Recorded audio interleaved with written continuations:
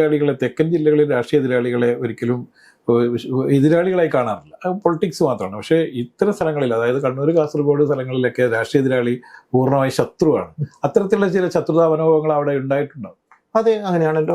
Car തല്ലുവിളിച്ചല്ലാത്തത് രാവിലെ തുടങ്ങി 6 മണിക്ക് ആദ്യത്തെ എൻ്റെ പോളിംഗ് ഏജന്റിനെ ആക്രമിച്ചിട്ട് ഞാൻ അവിടെ ചെന്നപ്പോഴേക്കും ആസ്പത്രിക്ക് പോയി. അവിടെ ചെന്നപ്പോൾ എന്ത് ഞങ്ങളാരെയും കണ്ടില്ലല്ലോ എന്ന് പറഞ്ഞൊരു തരം കളിയാക്കുന്ന രീതി. അവിടെ ഒരു മൈക്രോ ഒബ്സർവർ എന്ന് പറഞ്ഞ ഒരാൾ ഇരിപ്പുണ്ടായിരുന്നു, പാർട്ടിക്കാരനാണ്.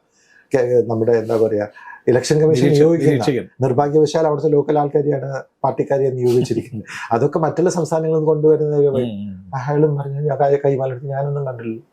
പിന്നെ അയാൾ ഞാൻ പ്രിസൈഡിങ് ഓഫീസറോട് ചോദിക്കുന്നതിന് ഉത്തരം പറയുന്നത് ഈ മൈക്രോ ഒബ്സർവറാണ്.